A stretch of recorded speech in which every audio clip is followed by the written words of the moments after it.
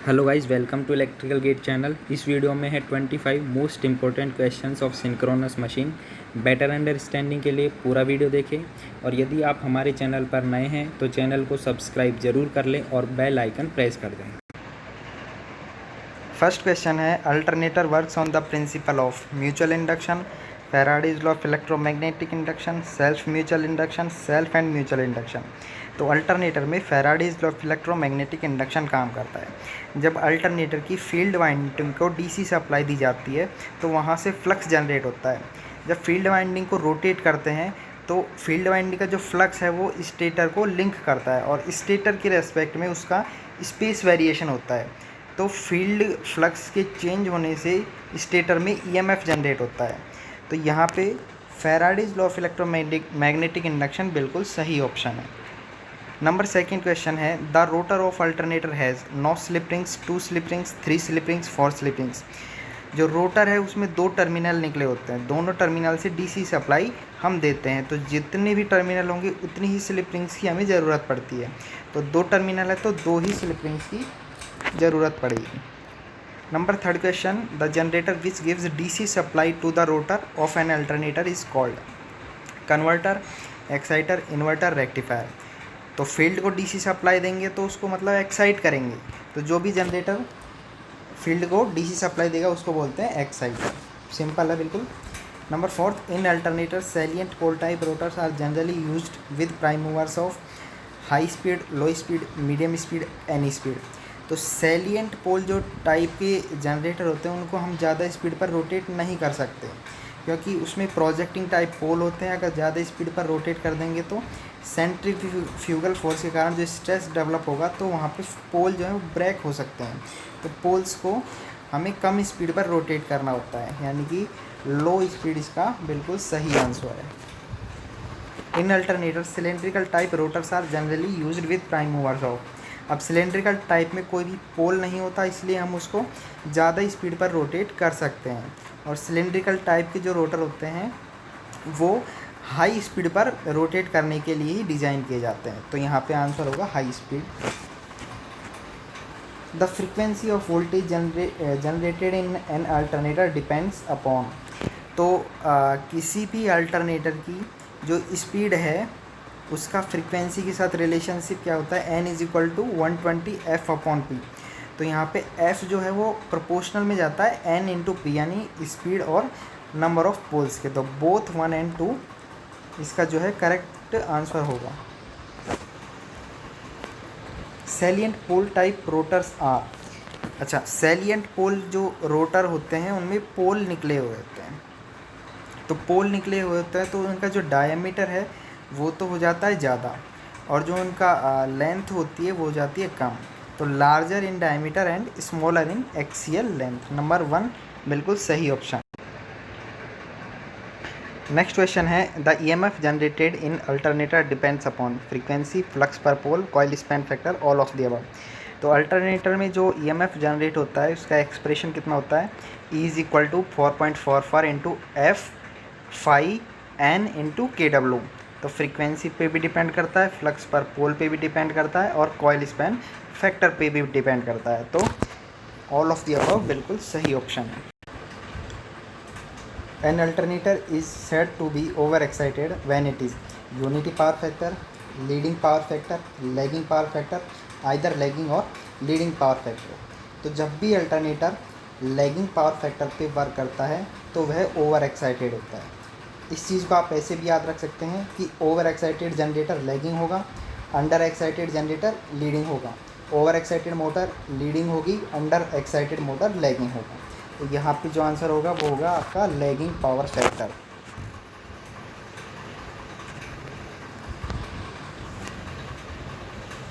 The exciter for a generator is a series motor, shunt motor, compound motor, shunt generator.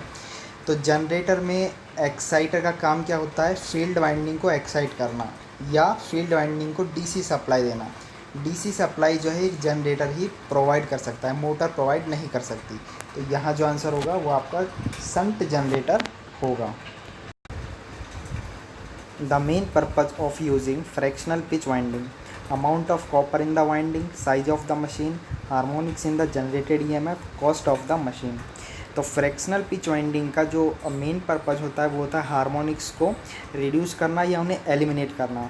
हम जो pitch angle है उसको इस तरीके से डिज़ाइन करते हैं कि जिससे हमारा पर्टिकुलर हार्मोनिक है वो एलिमिनेट हो जाए। तो यहाँ जो ऑप्शन होगा वो थर्ड बिल्कुल सही होगा।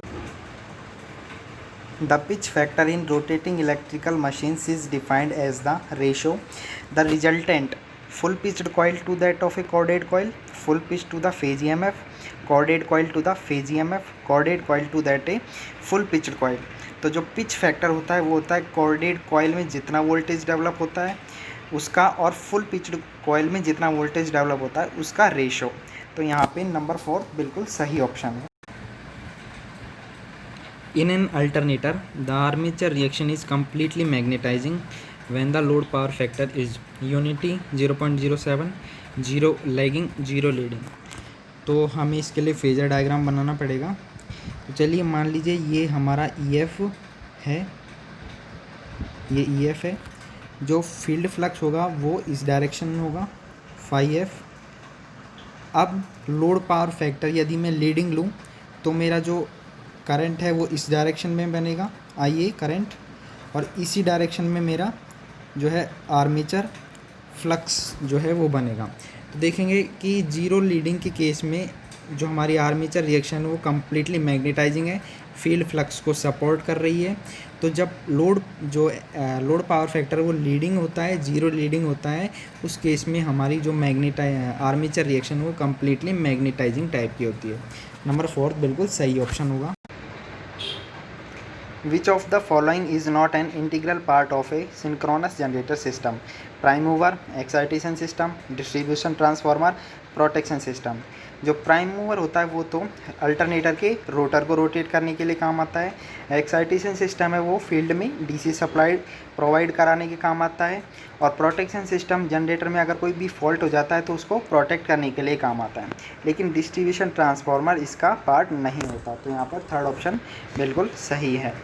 The necessary condition for parallel operation of two alternators is terminal voltage should be same, frequency should be same, phase sequence should be same. तो इसमें तीनों ही जो है होने चाहिए, यानी टर्मिनल वोल्टेज भी सेम होना चाहिए, फ्रीक्वेंसी भी सेम होनी चाहिए और फेज सीक्वेंस भी सेम ही होना चाहिए। तो तीनों की तीनों करेक्ट है, यानी कि ऑल ऑफ द अबव बिल्कुल सही है। Salient pole machines have large number of poles, small number of poles, small diameter, long cores. तो आपको पता है कि सैलिएंट पोल जो है उनकी स्पीड कम होती है। तो यहाँ से हम जो है अगर रिलेशन निकालें n = 120 F/P। अब देखिए जो n है वो कम है तो P की वैल्यू हमें ज़्यादा करनी पड़ेगी तभी n कम आएगा। तो सैलिएंट पोल मशीन में इसमें जो पोल्स हैं उनका नंबर कम होता है। तो सेकंड वाला ऑप्शन बिल्कुल ठीक है। For zero power factor leading, the effect of armature reaction in an alternator on the main flux is। तो ये क्वेश्चन पहले भी आया हुआ है कि जीरो पावर फैक्टर अगर लीडिंग केस है तो जो आर्मेचर रिएक्शन है वो कम्प्लीटली मैग्नेटाइजिंग नेचर की होती है। नंबर 1 बिल्कुल सही option. The following method is best suited for finding out the voltage regulation of an alternator. Synchronous impedance method, Potier triangle method, MMF method, none of these. तो जो सबसे अच्छा method है वोल्टेज रेगुलेशन फाइंड आउट करने का वो पोटियर triangle method होता है। इस मेथड को ZPFC यानी कि zero power factor characteristic method के नाम से भी जाना जाता है। तो सेकंड ऑप्शन बिल्कुल ठीक है। Short pitch coils are used in alternators. तो शॉर्ट पिच कॉइल्स का यूज़ हम तब करते हैं जब हमें किसी हार्मोनिक्स को एलिमिनेट करना हो। हम एक पिच एंगल को इस तरह से डिज़ाइन करते हैं कि पर्टिकुलर जो हार्मोनिक्स है वो एलिमिनेट हो जाए। तो यहाँ पे नंबर 3 बिल्कुल सही है।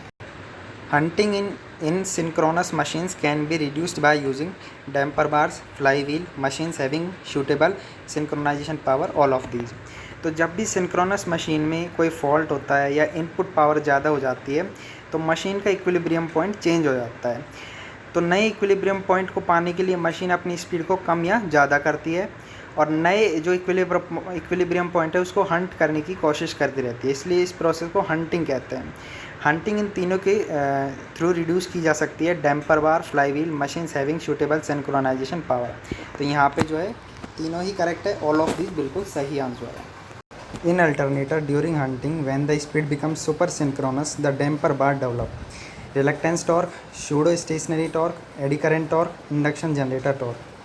तो जब भी अल्टरनेटर में स्पीड सुपर सिंक्रोनस हो जाती है, मतलब स्पीड जो है सिंक्रोनस स्पीड से ज़्यादा हो जाती है, तो डैम्पर बार इंडक्शन जनरेटर टॉर्क डेवलप करता है और जो भी उसकी स्पीड सिंक्रोनस स्पीड से ज़्यादा है उसको कम करने की कोशिश करता है। तो यहाँ पे जो आंसर होगा वो होगा induction generator torque. The power factor of an alternator depends on load, speed of rotor, core losses, armature losses. तो अल्टरनेटर का पावर फैक्टर है वो लोड पर डिपेंड करता है, सिर्फ लोड पर ही डिपेंड करता है। तो यहाँ पे जो आंसर होगा number 1 load. If the input to the prime mover of an alternator is kept constant but the excitation is change then the. तो जो हमारी एक्टिव पावर होती है अल्टरनेटर में वो प्राइम मूवर के इनपुट पर डिपेंड करती है और जो रिएक्टिव पावर होती है वो फील्ड पे डिपेंड करती है, फील्ड फ्लक्स पर। तो अब हम एक्साइटेशन चेंज कर रहे हैं, मतलब कि फील्ड फ्लक्स जो है वो चेंज हो रहा है। तो यहाँ पे reactive component of the output is change. Number 1 बिल्कुल सही option. For an alternator when the power factor of the load is unity, the armature flux will have square wave form, the armature flux will be demagnetising, the armature flux will be cross magnetising, the armature flux will reduce to zero. तो जब power factor load का unity होता है तो हमारी जो armature reaction है वो क्रॉस मैग्नेटाइजिंग टाइप होती है, यानी कि नंबर 3 यहाँ पे बिल्कुल सही ऑप्शन है। When short pitch coils of 160 degree are used in an alternator, which harmonic component will not be present in the output EMF? 3rd, 5th, 7th, 9th। तो यहाँ पे जो अल्फ़ा है पिच एंगल वो 180 माइनस 160 यानी कि 20 degree हो गया। और किसी भी हार्मोनिक के एलिमिनेशन के लिए जो कंडीशन होती है वो होती है cos n alpha by 2 is equal to 0, यानी कि n अल्फ़ा बाई 2 यहाँ पे 90 डिग्री होगा और अल्फ़ा जो है 180 डिग्री बाई n निकल के आता है। Alpha is equal to 180 degree by n यदि हमें nth हार्मोनिक हटाना हो तो यहाँ पे अल्फ़ा जो है वो 20 डिग्री है तो n की value 180 degree divide by alpha होगी, तो 180 बाई 20 यानी कि 9th हार्मोनिक जो है यहाँ पे एब्सेंट होगा। 4th ऑप्शन बिल्कुल सही है।